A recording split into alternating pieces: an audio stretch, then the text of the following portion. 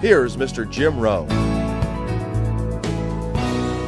It is so much fun to travel the world, especially for me, farm boy from Idaho. I didn't have many skills when I first awakened to the opportunity that, you could work for pay. I knew how to milk cows, but, that was about it, and it didn't pay very well. But when I was introduced to network marketing, health and nutrition, a marketing system where I could start at the bottom, go to the top, and start part-time, it literally revolutionized and changed my life forever. I've never been the same. And a big share of my story now is sharing with people around the world this extraordinary opportunity. And then along with it, the philosophy that makes it work. Because you can have every technique in the world and the best product in the world, and you can have the finest support system in the world, but unless you have the philosophy that drives you to do the necessary things to make it work, then nothing works. So I like to talk about all the things that made it work for me and see if that might not be valuable for someone else. So I want you to take some good notes. If you're ready to take notes, say, I'm ready. I like this crowd already. Treat me well, I might take you with me as my traveling audience. Now, here's the next key on being prepared for the next century, and that is your personal philosophy. At age 25, the things that so dramatically changed my life was, number one, the discovery of a unique product that I could believe in. My mother taught nutrition, and she taught good health, so I was the beneficiary of that. It came from my grandmother, my grandfather, passed it on to my mother. She taught it, passed it on to me. My father never had a major illness, lived to be 93. My mother extended her life, according to the doctor, at least 20 years. She should have died at least 20 years earlier than she did, simply because she stretched out those years by the study of good nutrition. I was an only child, and Mama studied and, mixed up all that stuff back then. She'd say, hey, me and Papa and her, she said, drink this stuff. If it don't kill us, I think it'll help, and we're gagging down this stuff. And Mama taught all of that, but the payoff was so incredible. I passed it on to my two daughters. They've never been ill. They passed it on to their children, my grandchildren. They haven't been ill. I mean, the study of good nutrition, paying attention, and being involved in the industry you're in, it's one of the best. So, that's so important. Your personal philosophy, what you believe in, that's going to carry you into the next century. Let me give you now some of the early philosophies that changed my life forever. I heard one of them in my introduction. Some of these philosophies have lived with me now all of these years. I've passed them on, and people have come back around saying, Mr. Rohn, 10 years ago, 20 years ago, 30 years ago, 35 years ago, I sat in your class and sat in your seminar, and those early things that you taught, I've practiced it and I'm doing it. A man not long ago showed me notes he took 23 years ago. And then he had me sign those notes. He said, I've used these notes to develop my life, my personal life, and my business life. And when he took those notes, he said, I was 18 years old. So it's incredible. I'm so thankful for all these years. But now I want to pass it along to you. Some of the philosophies that changed my life forever. Okay? If you're ready, say, I'm ready. Ready. Here's the first one. Profits are better than wages. Once I understood that, I got rich. Profits are better than wages. Nobody taught me that in high school. I went to college for a year and a half, and I never heard it. I'm 25 and broke. I'm not destitute. I'm broke. Too much month at the end of the money is broke. And I finally hear this philosophy. Profits are better than wages. Now here's the phrase that goes with it. Wages make you a living, which is fine. Profits make you a fortune, which is super fine. And you can live both fine and super fine. You've now got the mechanism and the ways and means to do that. Profits are better than wages. Guess what? I taught this in Moscow when I was teaching capitalism. The communists had it all wrong. They taught that capitalism was, a big company that oppresses its workers. I mean, it was absolutely ridiculous. They had mentally lost it when they came up with this ridiculous philosophy. Communism taught capital belongs to the state, not the people.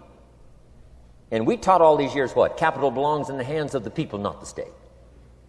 That's why, of course, kids should pay taxes, because they can be capitalists, and all capitalists should pay taxes. And it doesn't take much to start an enterprise that makes a profit. I teach kids how to have 2 bicycles, one to ride and one to rent. I mean, you know, how long does it take? How long does it take to make a profit? I mean, a little ingenuity and you're on your way. So profits are better than wages. Capitalism better than communism. Communism said people are too dumb and stupid to know what to do with capital. So you must take capital away from all the dumb, stupid people and give it to the all-wise, all-knowing state. And let the state run everything. I mean, that was communism. And they devastated every country they touched. I've been to East Germany. It's taking $1 trillion just to clean up East Germany. They've already spent $500 billion. They got $500 billion more to go.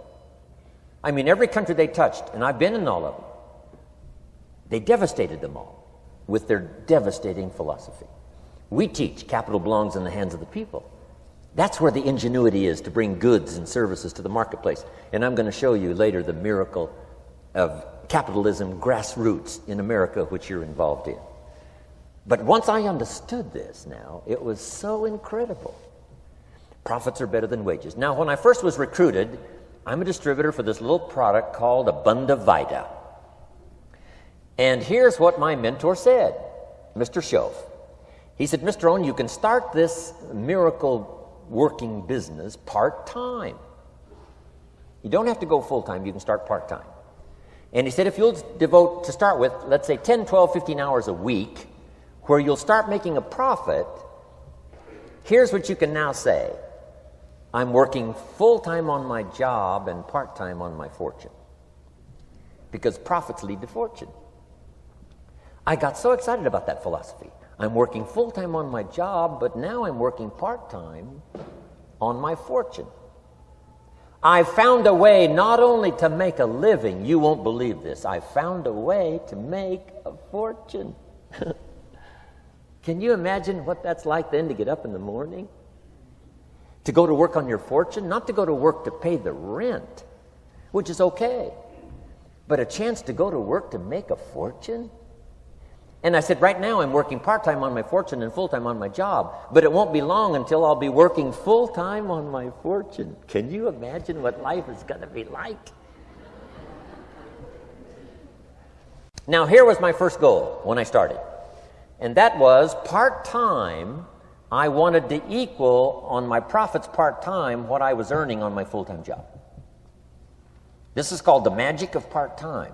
It is so thrilling for people to start working the business part-time, because now you can work on profits, and it doesn't take very long. If you'll really concentrate on those 10, 12, 15 hours a week, it won't be long if you really do it right and learn some of the skills I'm going to talk about. It won't be long until you can be earning as much part-time working on your fortune as you are full-time working on your job. I did that in less than 6 months. Now I've got an incredible invitation. I found a way part-time to work on my fortune, and I'm making as much money at that as I am on my full-time job. Would you like to hear my story? It was incredible. Now, here was my second goal, to make twice as much money part-time working on my fortune as I was working full-time on my job. And I reached that in less than a year. Making twice as much money part-time working on my fortune as I was full-time working on my job. Now I've got an incredible invitation that won't quit. I found a way, through a unique opportunity, to work part-time on my fortune, and I'm now earning twice as much money as I am working full-time on my job. Would you like to hear my story? Do you imagine anybody would say, no, I don't care to hear your story? No. Everybody I said that to said, wow, yes, what are you doing? I said, I'm glad you asked. Let me tell you. Now, when I started making twice as much money part-time as full-time, here's my dilemma. I didn't want to go full-time. And why not go full-time? And the reason was because I didn't want to give up my electrifying story. Right? It was so powerful, nobody could resist the invitation to at least take a look. I didn't want to give it up. And I hung on for I don't know how long until it was, almost insane. And then finally, reluctantly, I gave up my full-time job.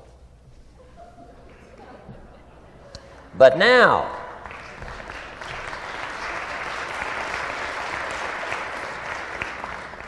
you can imagine the thrill and excitement of going to work full-time on my fortune. It was incredible. But I want you to jot down the magic of part-time. What does it take to really change a person's lifestyle? Not very much. An extra $1,000 a month, I'm telling you, will drastically change most American families' lifestyle. And that's why part-time is so valuable, because it very quickly changes a person's lifestyle. And here's what the change in lifestyle does. It's a great recruiting tool. One of the greatest recruiting attractions is the money you make part-time. Somebody said, "You've been on 3 vacations this year?" Says, "Yes, I got this little part-time thing going." Says, "What's that?" "You bought 2 new cars, one for you and one for her. How did you do that?" Said, "I got this little part-time thing going." Your kids have got all these new clothes? Yes. All this stuff is happening. What is it? An extra $1,000 a month. See, $1,000 a month full-time, nobody wants to hear your story. $1,000 a month part-time that starts to change your lifestyle, everybody wants to hear your story. So the key is part-time. The magic and the attraction of part-time gives you a classic invitation for somebody to listen to what you're doing that's changing your life. And it's not just necessarily the money that changes your life. It's what you do with the money. It's the change of lifestyle.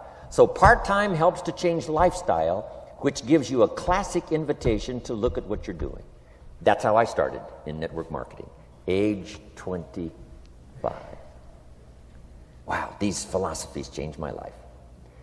I wish I would have learned them in high school.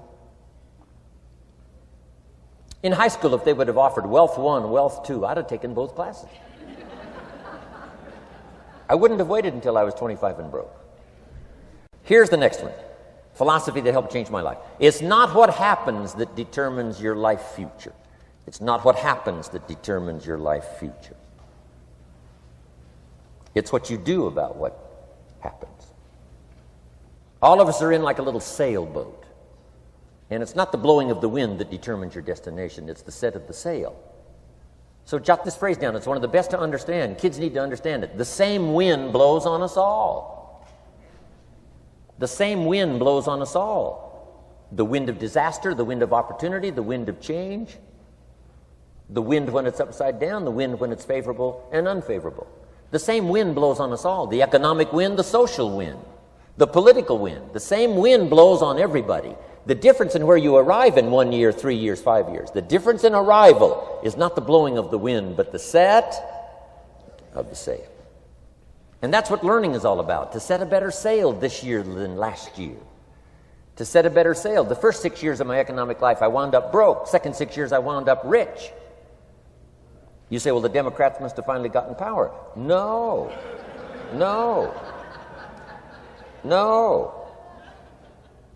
It was not a political change. Here's what changed the second 6 years of my economic life. It was my philosophy that changed. The set of the sail of better thinking, correcting the errors of the past and picking up new disciplines for the future. That's all I had to do at the end of the first 6. Correct the errors of the past and then pick up some new disciplines for the future. And my total life changed. The second 6 years was totally different than the first 6 of my working life. And guess who can do that? Anybody. Now, you can keep on the same path for the next couple of years as you have the past 2. But if you wish to, and maybe everything's okay for you and you don't need to, but if you need to make some changes, I'm telling you, you can start doing it today so that the next 2 years will be drastically different than the last 2. And anybody who wishes to do that can. And you can do it between ages 40 and 43. You can do it between ages 13 and 15.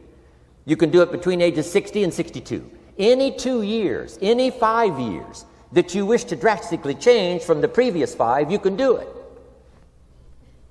If you wish to. Now, this isn't written. This is not a law.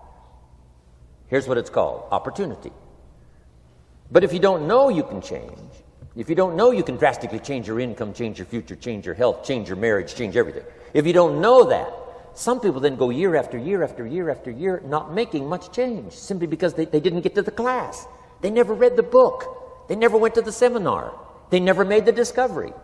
They didn't seek for the knowledge of how could I make my life better. And if you just rock along, I'm telling you it's okay.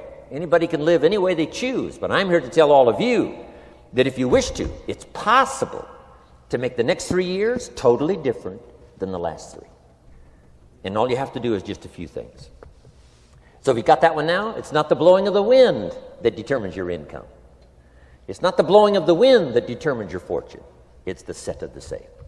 And that's why we gathered here today. Maybe I've got some ideas that'll help you with a couple of little things about setting the sail of your thinking that might drastically give you multiplied more benefit the next 3 years than you've gotten in the last 3. So it's not what happens. What happens to everybody. Chevron years ago brought me in to talk to management. They said, Mr. Rohn, you travel around the world and you're fairly knowledgeable. What do you think the next 10 years are going to be like? I said, gentlemen, I can tell you I do know the right people. So they all leaned forward and listened carefully. And I said, gentlemen, the next 10 years are going to be about like the last 10.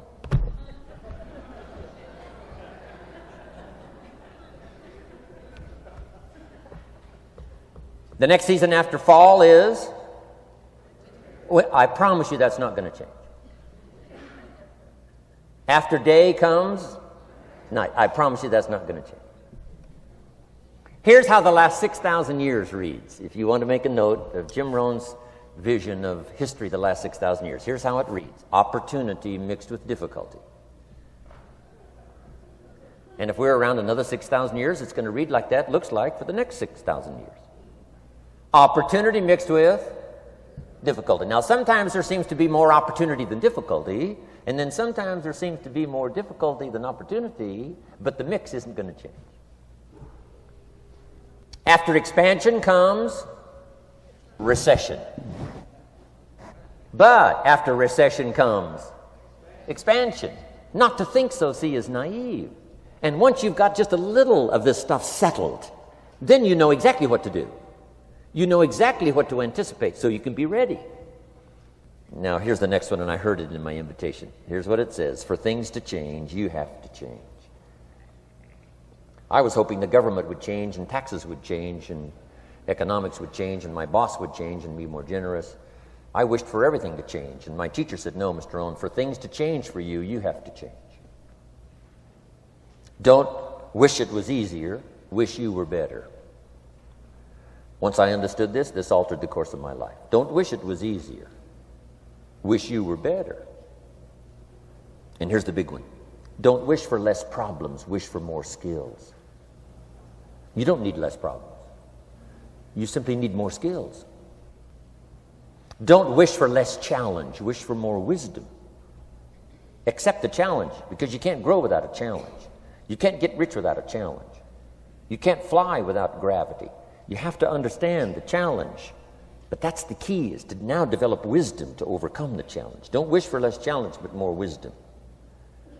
And then here's one more philosophy that helped change my life forever. You can do the most remarkable things no matter what happens. Humans can do the most remarkable things no matter what happens. Philosophies that changed my life. Here's one of the big philosophies I learned in network marketing. It's called the law of averages. If you do something often enough, a ratio will appear. Key phrase, if you do something often enough, a ratio will appear. It's amazing. It's uncanny. In baseball, we call it batting average. If you talk to 10 people, one says yes. Now the ratio has begun. 1 out of 10. Talk to 10, get 1. Here's something interesting about the law of averages. Once it starts, it tends to continue. This is colossal information. Once a ratio starts, it tends to continue. If you talk to 10 and get 1, sure enough, chances are excellent. If you talk to 10 more, you'll get another one. Talk to 10 more, you'll get another one. Now you can compete. If you can only get 1 out of 10, you can compete, even with somebody that can get 9 out of 10. If you've been here a long time, you can get 9 out of 10. I just joined, I can only get 1 out of 10. If we have a 30-day contest, I will beat you. Say, well, how could you beat me? Here's why. During that 30 days, you talk to 10 and get 9. I talk to 100 and get 10. I beat you. Isn't that clever? This is clever stuff. And I do it for 2 reasons. I sincerely wish to win. But I do it for another very sincere reason. I wish for you to lose. And that's noble on my part. Here's why it's noble. You learn more by losing than you do by winning. So I wish to give you that experience. Now here's how I do it once I understand the law of averages. When I'm new, I make up in numbers what I lack in skill. I make up in numbers what I lack in skill. Now who can do that? Anybody that's ambitious. Anybody with a little ingenuity. Anybody. Doesn't matter. Now here's one more. The law of averages can be increased. You get 1 out of 10, talk to 10, get another one. Talk to 10, get another one. The 4th time you talk to 10, you get 2. Why would the 4th time you talk to 10, you get 2 instead of 1? You're getting better. You're getting better. And who can get better? Anybody. Talk to 10, get 2. Talk to 10, get 2. Finally, talk to 10, get 3. I finally got up to about 3. Now, it takes more than a genius to go past like 3 or 4. But 3 will do. If you bat 300 in baseball, they pay you $4 million a year, which means you're out 7 times out of 10. 7 times out of 10, out. Make $4 million a year. Are you ready for that? So, this works so well now in your business. Just jot the phrase down. You don't have to bat 1,000. You don't have to bat 1,000 to make big money. 1 out of 10 is fine. 2 out of 10 is terrific. 3 out of 10 is fabulous. Some particular incredible genius might get 4 out of 10. But 3 out of 10 is sufficient to make you rich beyond your wildest imagination. This is how I went after my friends, neighbors, and relatives when I first started recruiting. I said, look, I've got a new business, and I'm getting about 3 out of 10 to join. And I don't mind you. Just come to the meeting and be one of the 7.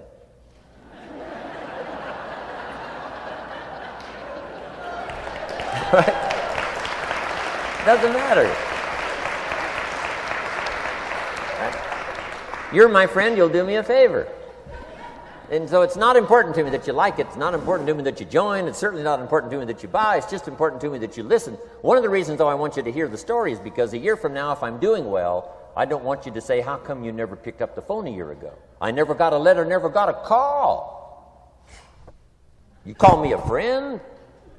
You're making all this money? You never picked up the phone. So I don't want that to happen. So for 2 reasons, I want you to see what I'm doing. So that a year from now, if I'm doing well, I can say, I gave you the opportunity. But also, just as a favor, come and be one of the 7. It doesn't matter to me if you buy or join. But I need 10 to get 3. And if you're one of the 3, wonderful. If you're not, wonderful. It might matter to you. It might matter to you, but it doesn't matter to me. Now, it matters to me because we're friends, but it doesn't matter in terms of my averages. So if you decide to get rich, just learn the law of averages. You're off and running. Now, here's the second law that changed my life forever in network marketing. I learned the law of sowing and reaping. And in the law of sowing and reaping is also the story of the law of averages. Jot this down. The story of the sower comes from the Bible. I'm an amateur on the Bible, but this is such a useful story. Here's what the story says. And take the notes because the drama's in the details. The sower was ambitious. Evidently, he was ambitious. When you read the whole story, you'll conclude, yes, this was an ambitious sower. Here was number 2. He had excellent seed. The sower who sowed the seed had excellent seed. And the excellent seed can be an excellent opportunity, an excellent product, an excellent story. So we've got an ambitious sower with excellent seed.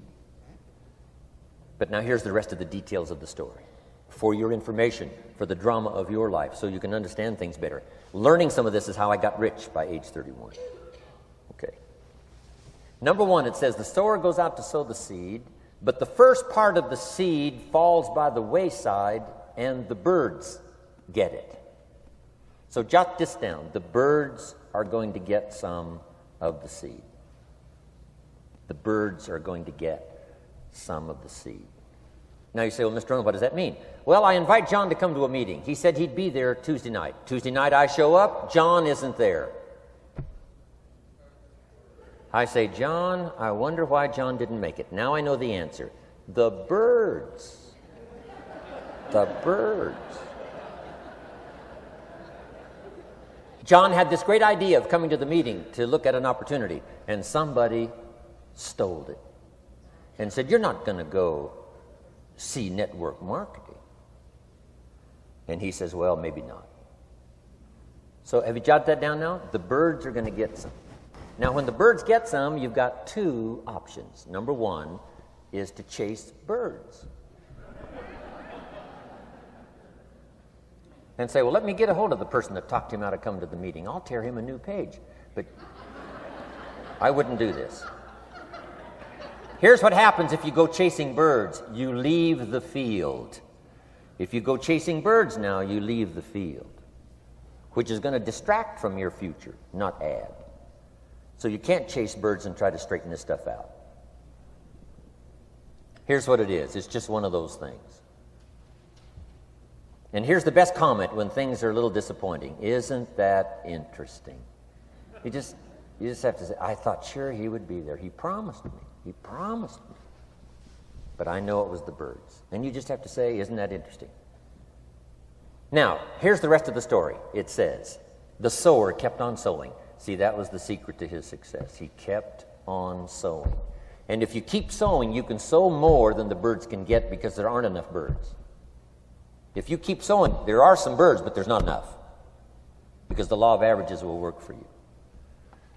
My mentor taught me, he said, you know, Mr. Rohn, there's only 9 or 10 real nasty, miserable people in the whole world. Now, he says they move around a lot, you know, and you're liable to... You'll bump into one once in a while. But when you bump into one, you say, there's only 9 more like you. I can handle that in the whole world. Okay. Now, here's what else it says. The sower now keeps sowing the seed. Now the seed falls, the story says, on rocky ground where the soil is shallow. And the rocky ground where the soil is shallow is not of your making, because you had excellent seed and you were an ambitious sower. So the rocky ground where the soil is shallow is not of your making. But here's what it says what happened. This time, the little seed that falls in the ground starts to grow, and the little plant starts to grow. But the first hot day, it withers and dies. It dies. Not an easy thing to watch. I finally get John started. Sure enough, 3 or 4 days later, somebody says, boo, and he goes,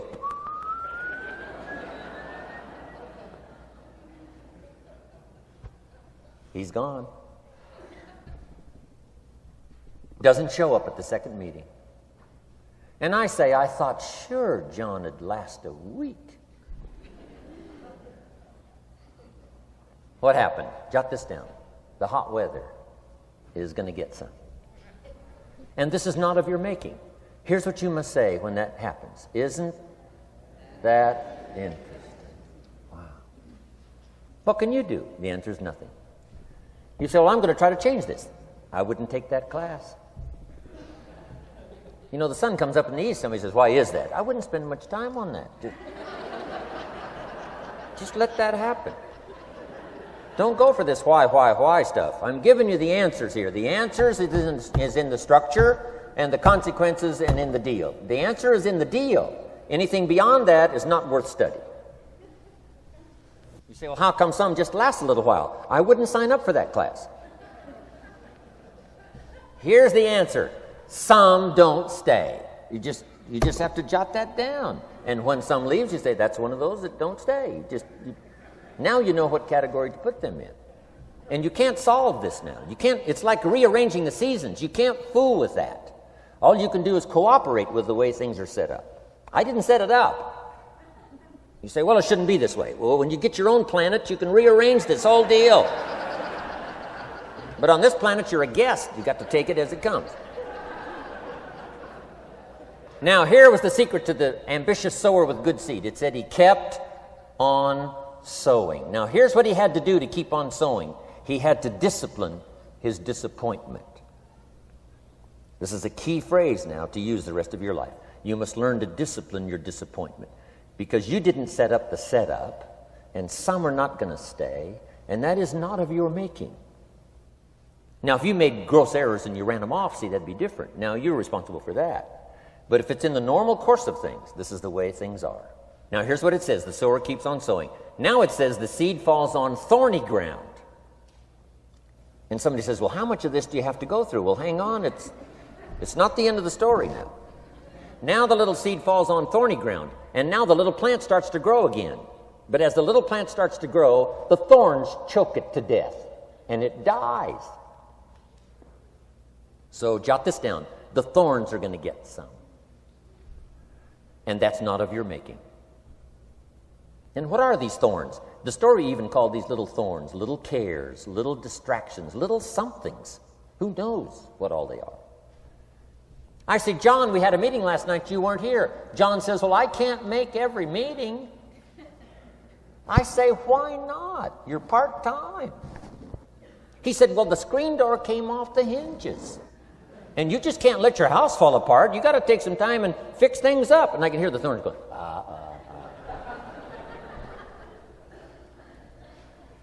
He says some extra trash had piled up in the garage. You can't let mountains of trash take over. You got to keep your trash hauled out.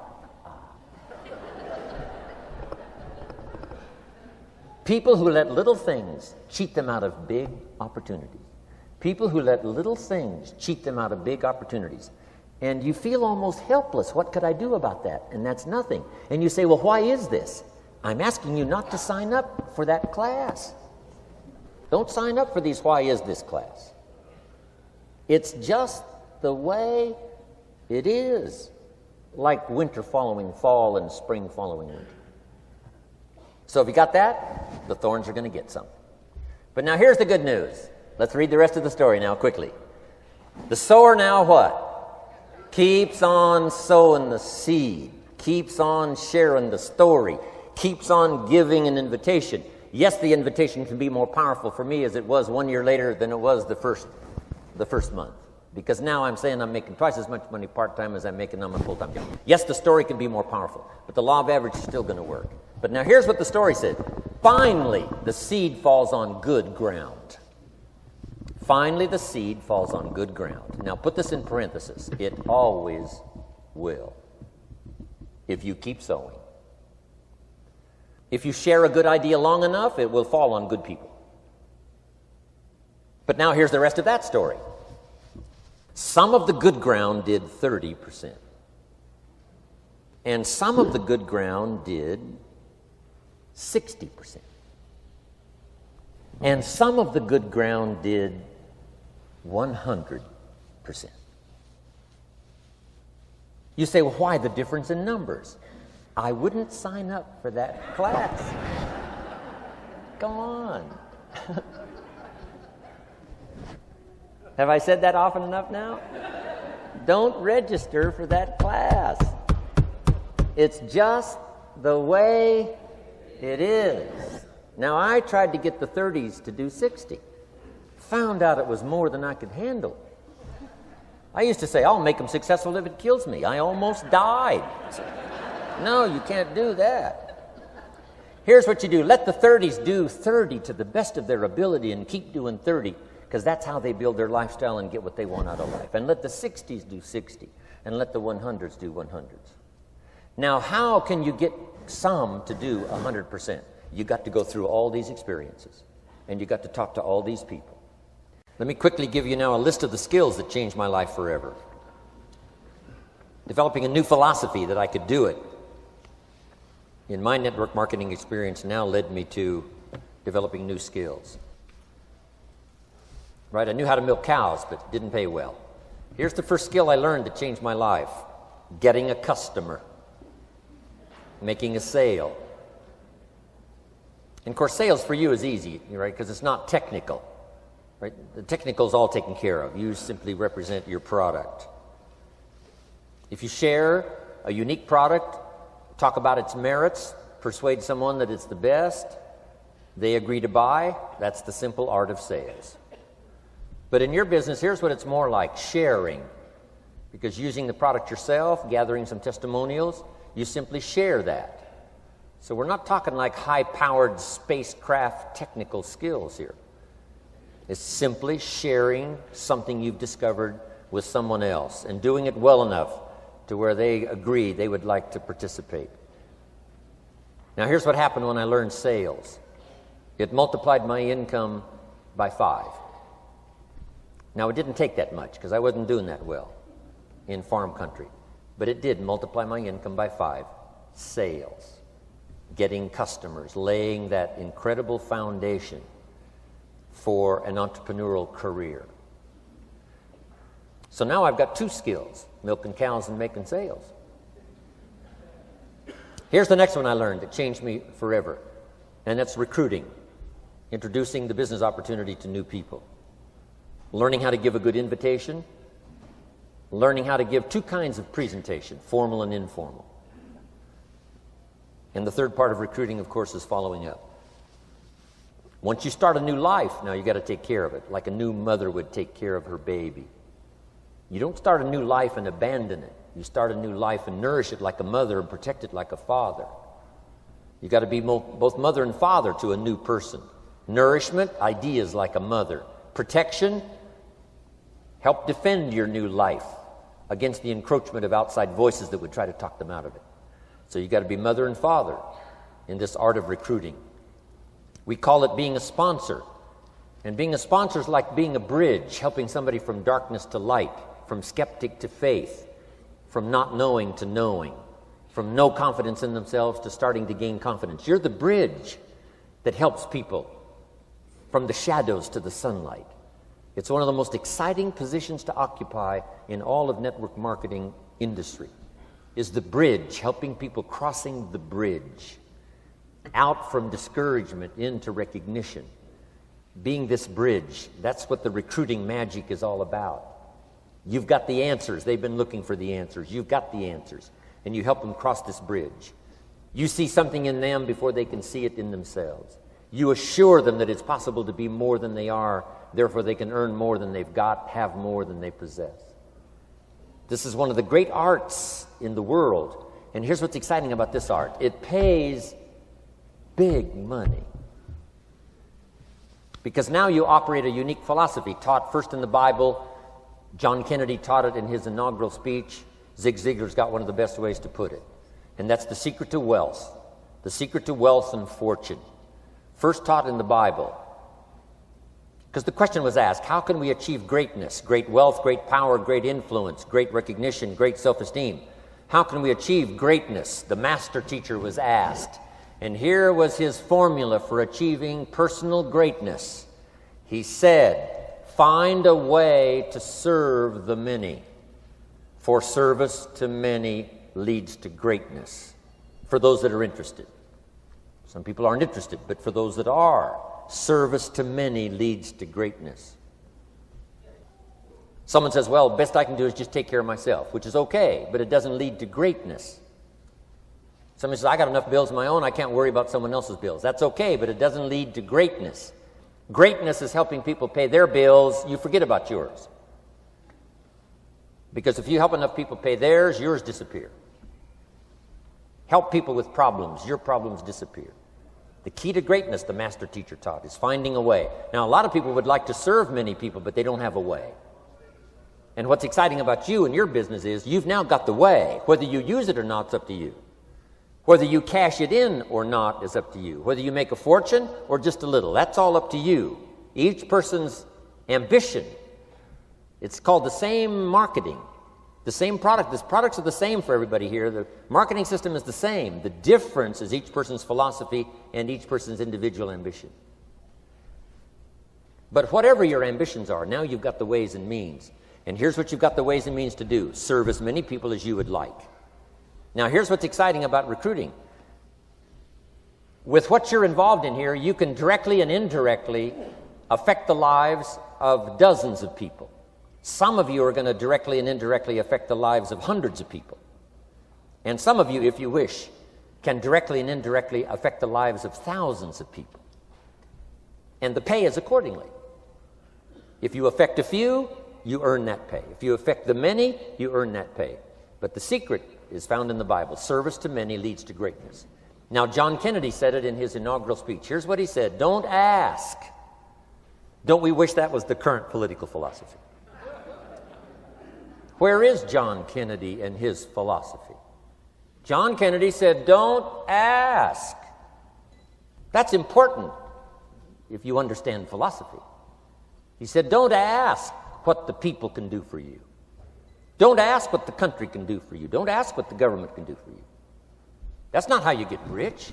That's not how you have high self-esteem. That's not how you get trophies to put on the mantle above the fireplace, asking what the people can do for you. Don't ask, he said, what the people can do for you, but ask, what could I do for my country? And the country means the people. What could I do for the people? I want trophies. I want recognition. I want high self-esteem. I would even like a chance to make a fortune. John Kennedy says it's easy. Don't ask what the people can do for you, but ask, what could I do for the people? Could I directly and indirectly serve many in my country? And now that you are participating in this program, the answer is yes. Now, Zig probably said it best. Zig's got some great stuff. Zig and I have been good friends for a lot of years. Zig says money isn't everything, but it ranks right up there with oxygen. Zig, you're right. Zig says, my dentist told me, Zig, only floss the teeth you want to keep. You know, forget the rest. But here, Zig is famous for this now. This is one of Zig's philosophies, and it goes right along with the other two, the Bible and John Kennedy. Here's what Zig says: if you help enough people get what they want, you can have everything you want. If you help enough people get what they want, you can have everything you want. Now, wanting everything you want, we call that self-interest. But it's okay to have self-interest if you do it in a positive way. By helping enough people get what they want, you can have everything you want. Now, you can accomplish all that by learning this next skill called recruiting. And I learned it, and it made me fortunes. So now I've got 3 skills: milking cows, making sales, and recruiting. Here's the next skill I learned that paid big money: organizing. Once you got a few, get them to work together, see, and that's magic. Getting people to work together is magic. Now, yes, it's challenging, like having several members of your family. Getting them to work together is challenging, but it's magic. Getting husband and wife to work together is challenging, but it's magic when it happens. But everything magic is challenging. Just got to jot that down. Everything magic is challenging. But once you figure out the challenge and go for it, then the magic occurs. Let me tell you how magical people working together is. Let me quote the Bible again. It says, if 2 or 3 agree on a common purpose, nothing is impossible. Just try that on for your mental size. If 2 or 3 agree on a common purpose, nothing's impossible. Everybody's looking for a challenge. Here's what I teach, especially the kids. Here's the best challenge in the world. Let's go do it. Not you go do it. Let's go do it. If 2 or 3 of us decide on a common purpose to do it, nothing's impossible. Incredible. Working together, organizing. Now, when everybody's an independent, now it's a little more challenging. Like having kids, they've each got their own opinions. They've each got their own ambitions and desires. It's challenging. You've got a variety. But that's what makes life, the variety. And it is, in your business, it is challenging, getting people to work together. It's like herding cats. Sheep are easy, but you got to try cats, herding cats. But if you can possibly get it done, the power is so immense when you get people to work together. Here's one of the powers of working together: shared testimonials. If I've got somebody new and you're there and I'm there, I give them my testimonial, you give your testimonial. Maybe what tips the scales in getting me a new person is not my testimonial, but my partner's testimonial. Somebody I'm working with, their testimonial got them. Shared testimonials are so powerful. That's why working together is okay, is powerful. Now, working by yourself is okay. All this stuff is okay. Everybody needs to know, though, where are the advantages? And these are some of the advantages. I learned to organize, paid big money. Here's what I next learned to do. Promote.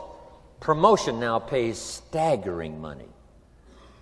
Now, the company comes up with what we call major promotions. Here's what you've got to come up with. The smaller promotions. The company comes up with major recognition. You've got to come up with small recognition for your people around you. The top 5. The company's got top 5. You've got your own top 5 in maybe 2 or 3 categories. Top 5, top 5, top 5. And those little recognitions, to reach certain levels in the company, you have to take major steps. But for you, recognition, let them take small steps. Here's one of the secrets of your kind of business. Rewarding people for small steps of progress. Rewarding people. Sometimes it's just recognition, handshake, pat on the back. Mary, you're doing a fabulous job. And you figure out what those recognitions are. Small steps of progress. Guess what promotion pays if you learn it well? Big money. Getting people to do something they wouldn't ordinarily do by themselves. People will do some unique things by themselves, but if you can figure out a way to say, Mary, if you do this and this, she says, well, I'll go for it. Now, she wouldn't have thought of that on her own. Here's what works magic. It's better than money. Money's a bit unimportant. Here's what's important. Ingenuity. The best place to wake up your ingenuity is what you're doing right now. Representing a unique product and getting customers, recruiting distributors, and promoting and all this stuff. Ingenuity. Figuring out a way. If it doesn't work this way, we'll work another way. I used my ingenuity, made a fortune. My ingenuity worked on doing all these campaigns, the spring campaign and the summer campaign and the winter campaign. This week we're going to recruit school teachers. How many of you got? How many of you got? This is school teacher week, school teacher month. I'd pick out a little category and say, let's go for it. And it doesn't matter what it is, just dream up something so that somebody's got a little more objective to go for than just their own. Key phrase, we all need to belong to something bigger than ourselves. Because we furnish inspiration for what's bigger, and the bigger furnishes inspiration for us. I learned promotion and it paid big money. Here's next I learned, communication. How to conduct a meeting. I learned identification, logic and reason, attack and confess, solution. Simple deals on communication. Wasn't easy for me at first. I stood up to give my first presentation, my mind sat back down. Right? Y'all been through that? Opened my mouth, nothing came out for a while. But here's what I did. I did it again. Just jot that phrase down. I did it again. That's the secret to how I got here. 35, 40 years later, it's how I got here. I did it once, it was uncomfortable. That first presentation was so lousy, if I hadn't have been doing it, I'd have gone home. It was not that good. But here's the secret to how I got here. I did it again, and then I did it again, and then I did it again, and I did it again. I remember when I first decided to be a little more animated, right? And walk out away from the podium, right? Get out from just behind the podium. So I got out there, and then I thought, how do you get back? Whoa, I'm stranded out here. Remember those times? Doing something for the first time? But you learn quickly in your business, right? In your business, the guy stands up to give his first testimonial, and he's so nervous he forgets his own name, right? And 30 days later, he wants to give a 3-hour testimonial, right? You hardly get him off the stage. So, learn communication. How to affect other people with words. That's the greatest art in the world to learn. How to affect other people with words. Key phrase, don't be lazy in language. If you learn to use the gift of your own language wisely, it can make you a fortune and build an incredible life. Here's 3 other things I learned. One is to train. Training people how the business works. And then I've used another word called teach. Train and teach. And only to say this, training people how the business works, teaching is how life works. Because here's what all of us need for the 21st century. Business skills and life skills. The life skills are leadership skills. The life skills are learning how to set goals. Now here's the ultimate skill to learn that can transform your life and the life of whoever will listen. The ability to inspire. Inspire means help people to look up a little higher than where they are and wish they could get there, and inspire them that it's possible. Here's how we inspire, by our own testimonial. If I can do it, you can do it. Here's how else we inspire, by others' testimonial. If they can do it, Mary, you can do it. Getting people to see themselves better than they are. Getting people to see themselves richer than they are. Getting people to see themselves more capable next year than they are this year. Getting to see themselves in the future. To help both your kids and your people, here's what you must learn to do. Number one, help people to see themselves as they are. If people have made mistakes, they got to know it. You can't go on making mistakes and hope to achieve. Mistakes have to be corrected. And you've got to do it with your children. Help them to see themselves as they are. If they've messed up, here's what you've got to say. You've messed up. But here's what's important as a parent. Don't leave them in the mess. Some parents, tell their kids they've messed up and then they leave them in the mess. They don't paint a better picture. Here's what you could become with just a couple of more changes. Rather than this, here's what you could be. So we must help our children see themselves as they are, but here's the greatest gift. To help our children see themselves better than they are. To transport them not only past to see their mistakes, but transport them to the future to see their opportunity. To see the person they can become. My mentor had that greatest gift to help me to see myself better than I was. At first it was difficult to see. Then I started to believe, and that's how I got here today. He said, one of these days, Mr. Rohn, you'll walk into a room full of people, and you will hear some of them say, that's him, that's the famous man. I said, well, that could never happen to me. He said, trust me. If you keep working hard on the disciplines like you're doing right now, that'll happen. You'll walk into a room full of people, and you'll hear one say, that's him, that's the famous man. He saw it, and he tried to get me to see it. And now finally it's happened. I think when I walked in here today, I think I heard someone say, that's him, that's the famous man. It happened for me.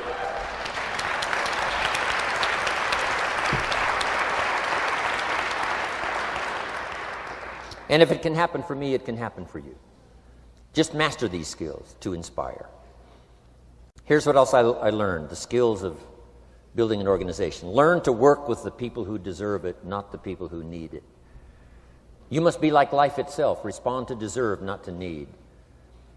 It doesn't say if you need, you will have a harvest. It doesn't say if you need a harvest, you'll have a harvest. It's not what it says. It says if you plant, chances are good you'll have a harvest. If you plant, you will reap. Not if you need, you will reap. So we must be like life itself. Respond to the people who deserve it by planting, by taking the first step. Even God himself says, if you move toward me, I'll move toward you. That's the condition. You move toward me, I'll move toward you, says the Almighty. Now, he could also say, you don't move, I don't move. You say, well, that's arbitrary. Well, when you're God, you can set it up that way. Now, learn to work with the people who deserve it, not the people who need it. Now, here's what's the next step. Teach people how to deserve your time. Teach people how to deserve your attention. Teach people how to deserve a phone call. Say, Mary, you just take this one step and I take 2 steps. You take 2 steps, I take 5 steps. You don't step, I don't step.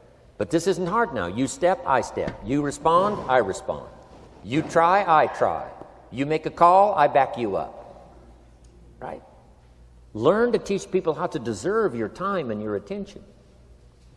Next, I learned to work by group more than individual. Here's why. 80% of the people do 20% of the business. So 20% of the people you can work with individual. 80% you have to work with by group. But group is very powerful, less confrontational.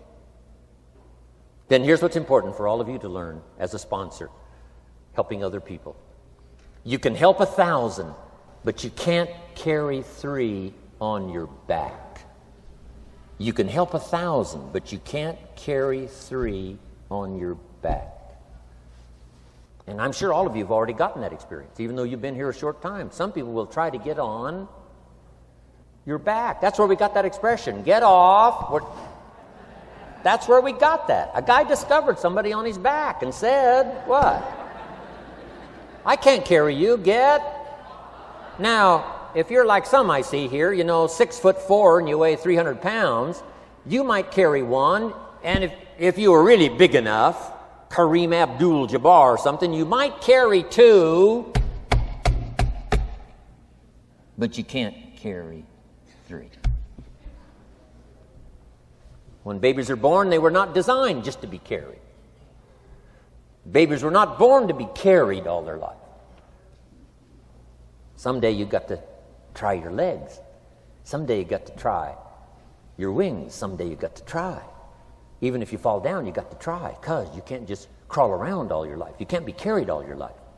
So as quickly as possible, you can help 1,000, but you can't carry 3.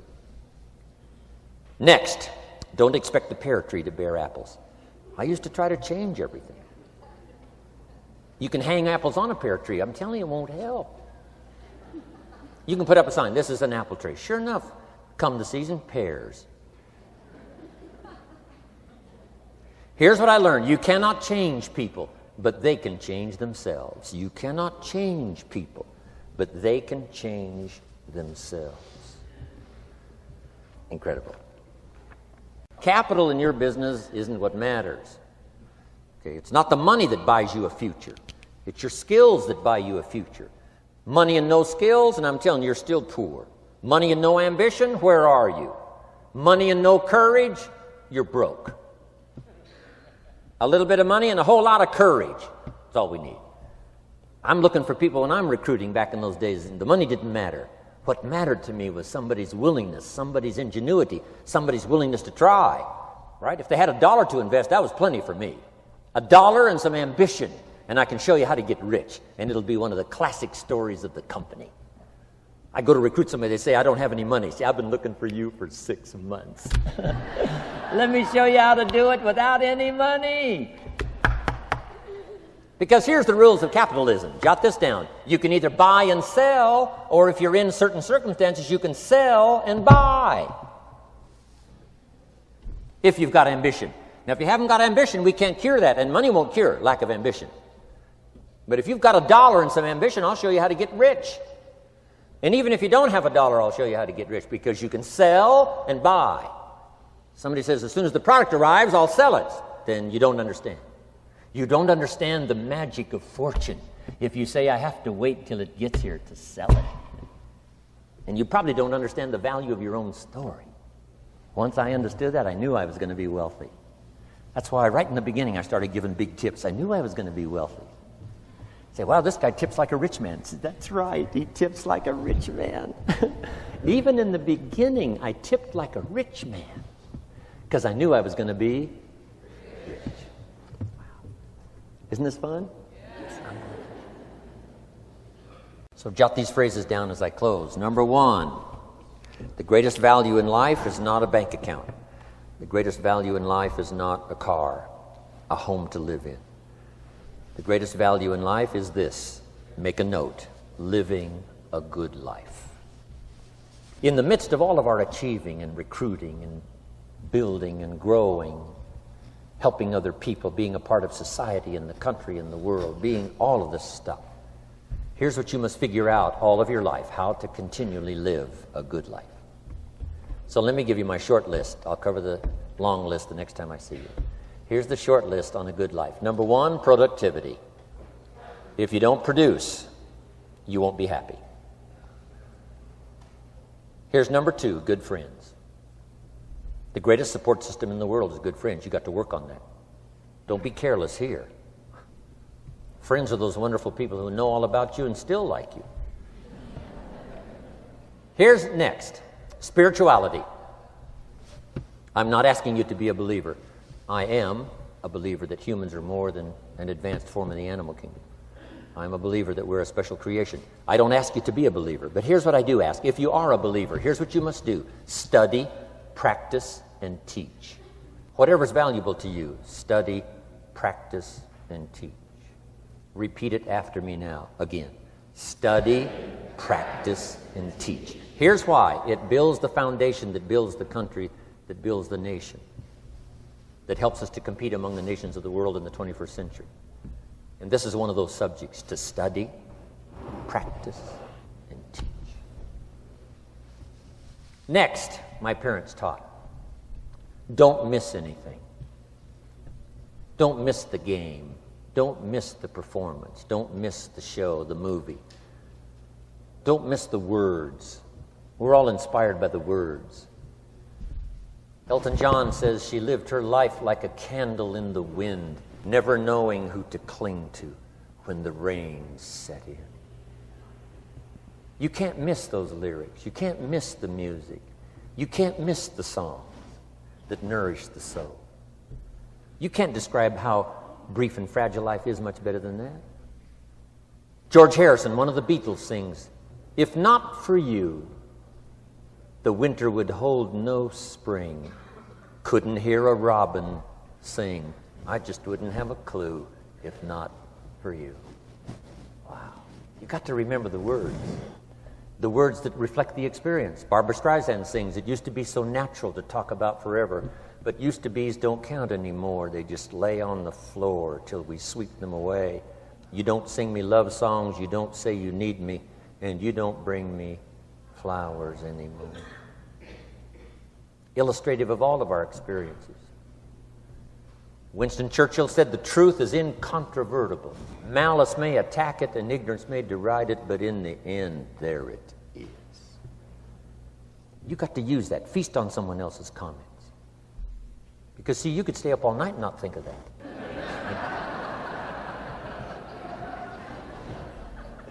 I'm asking you to do your research. I'm asking you, don't miss anything. Don't miss the play. When my father was 93, just before he died, if you would have called him at 10:30, 11 o'clock at night, he wouldn't be home. He's at the rodeo. Right? He's watching the kids play softball. He's at church. He's watching the concert somewhere. Every night. My parents taught me that. Don't miss anything. Even the little small things, don't miss. The big things, don't miss. Don't miss, don't miss. It's part of living a good life. Here's why. Jot this phrase down. It'll serve you well forever. If you live well, you will earn well. If you live well, it'll show up in the texture of your voice. If you live well, it'll show up in your face. If you live well, it'll show up in the magnetism of your personality. If you live well. So don't miss the nourishment of all the things around you that could help you live a good life. Next is the inner circle. Take care of them, they'll take care of you. Inspire them, they will inspire you. Nothing more valuable than the inner circle. That's where the power to conquer the world comes from, the inner circle. If a father walks out of the house and he can still all day long feel his daughter's kiss on his face, he's a powerful man. Nourishment of the inner circle is so incredible. If a husband walks out of the house and all day long he feels the imprint of his wife's arms around his body, he's invincible. Who can touch him? One person caring for another, the old prophet said, is the greatest. There's many virtues and values, but the greatest is love, one person caring for another. Better to live in a tent with someone you love than to live in a mansion yourself. People caring for people. And especially that inner circle where the power is so magnificent that if you draw from it, if you nourish it, and then it nourishes you. Now, here's my last comment. Ask for God's help. We could all use a little help. But my whole seminar was what you can do. A man took a rock pile, turned it into a fabulous garden. Somebody came and saw it and said, "You know, you and the good Lord have this fabulous garden here." The gardener said, "I understand your point, but you should have seen it a few years ago when God had it all by himself." So we do play a part. So make this the last note now. We have a chance as human beings to participate in the miracle process. We have a chance as human beings to participate in the miracle process. And you can go do that every day as often as you wish. Changing somebody's life. Rescuing somebody from oblivion, building an organization second to none so that your name will appear in many people's testimonial. And that's why I came today. So that by chance, I don't need the money. It's not why I'm here. I take the money, but I don't need the money. But here's why I'm here. By chance, perhaps, if I've come along at the right time, I don't know what time this is for you, but if I've come along at the right time, just maybe, a week from now, a month from now, a year from now, 5 years from now, you might say, Jim Rohn came by and gave us a little piece of information. That started me down the road. Here's what's happened to me. And my name might appear in your testimonial. Now, here's the drama as we finish. How many of you have my name in your notes? Here's the part of the drama then. I go with you. When we all leave here and the lights are out and the place is dark, I go with you because you've taken my notes and hopefully some of the spirit, some of the stuff I had besides just the notes. So I go with all of you. But here's the big drama. All of you go with me. See, that's so unbelievable. So as I leave here, I promise not to leave you behind. I will take you with me in my thoughts and in my heart. God bless.